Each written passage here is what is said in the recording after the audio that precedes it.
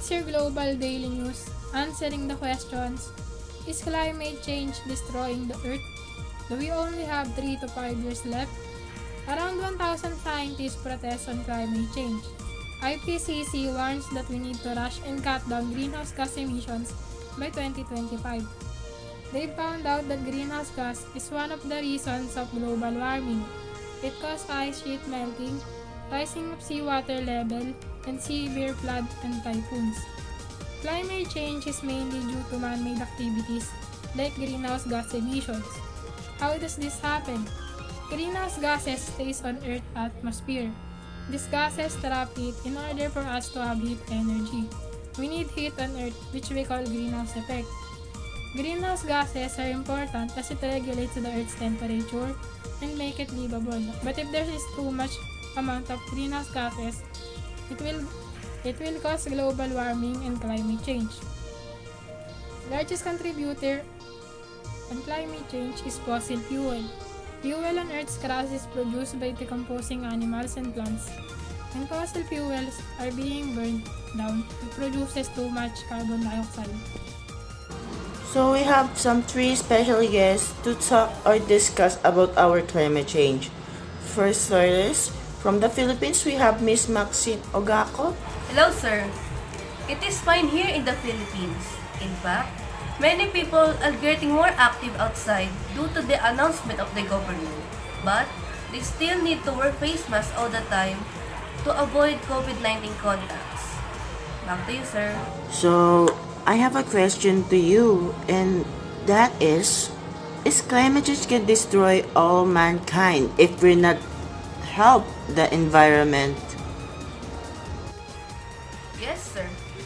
Because it will affect the billions of people and other living species if we don't act or make a solution.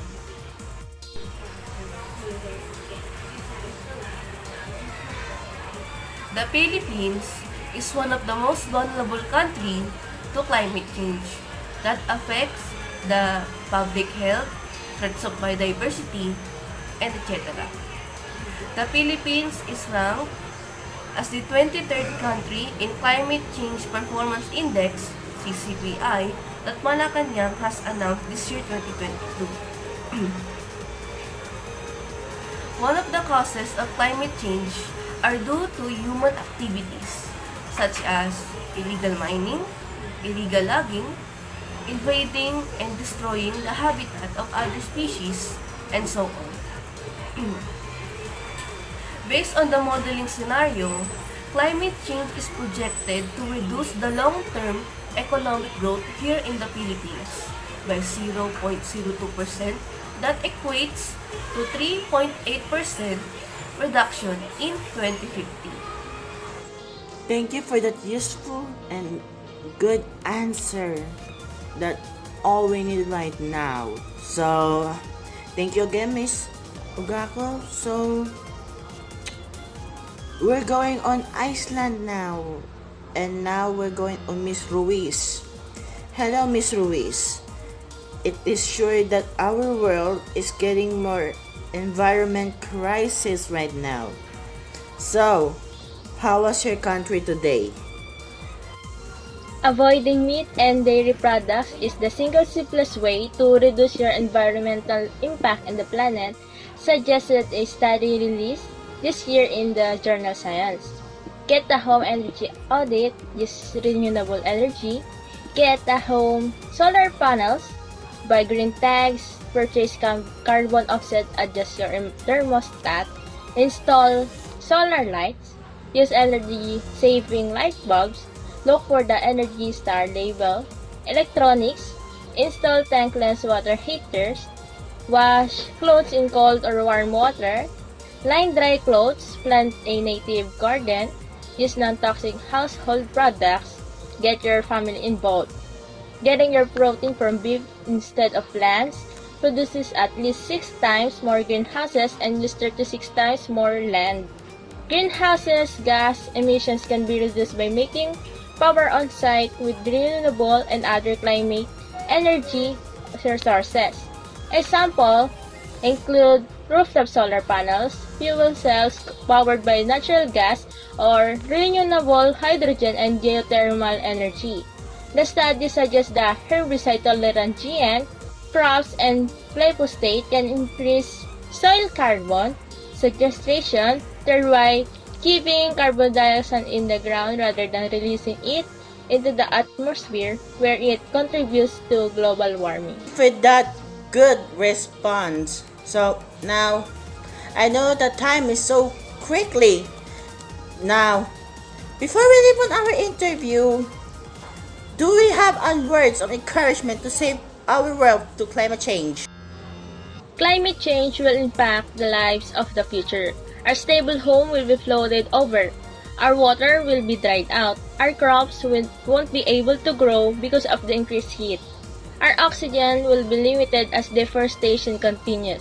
Melting glaciers add to rising sea levels, which in turn increases coastal erosions and elevates storm surge as warming air and ocean temperatures create more frequent and intense coastal storms like hurricanes and typhoons.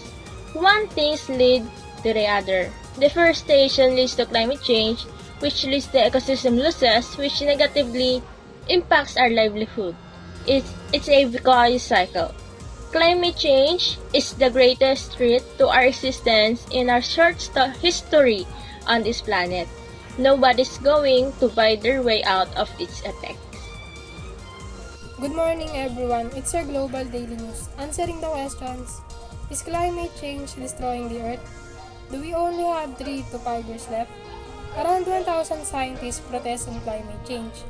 IPCC warns that we need to rush and cut down greenhouse gas emissions by 2025. They found out that greenhouse gas is one of the reasons of global warming. It causes ice sheet melting, rising of seawater level in severe flood, and typhoons. Climate change is mainly due to man-made activities like greenhouse gas emissions. How does this happen? Greenhouse gases stays on Earth's atmosphere. These gases trap heat in order for us to have heat energy. We need heat on Earth, which we call greenhouse effect. Greenhouse gases are important as it regulates the Earth's temperature and makes it livable. But if there is too much amount of greenhouse gases, it will cause global warming and climate change. The largest contributor on climate change is fossil fuel. Fuel on Earth's crust is produced by decomposing animals and plants. When fossil fuels are being burned down, it produces too much carbon dioxide. In facts, human and wild animals face new challenges for survival because of the climate change. More frequent and intense drought, storms, heat waves, rising sea levels, and melting glaciers and warming ocean can directly harm animals, destroy their places they live, and wreak havoc on people's livelihood and communities. As a habitat destruction trends interact with the climate change, the concern is that the Amazon will be caught up in the set of feedback loop that could dramatically speed up the pace of the forest loss and degradation and bring the Amazon biome to the point of no return. If these factors were taken into account, we could face a dire scenario in which current trends in livestock, agriculture, logging expansion, fire, and drought could destroy or severely damage 55% of the Amazon rainforest by the year of 2030. Once again, thank you so much, Miss Ogako, Miss Ruiz, and Miss De La Cruz. That's all we had today. By my partner, Miss Octaviano, I'm Jamal Oyampara. This is the Global Daily News, giving the honest news on everyone. Thank you and goodbye.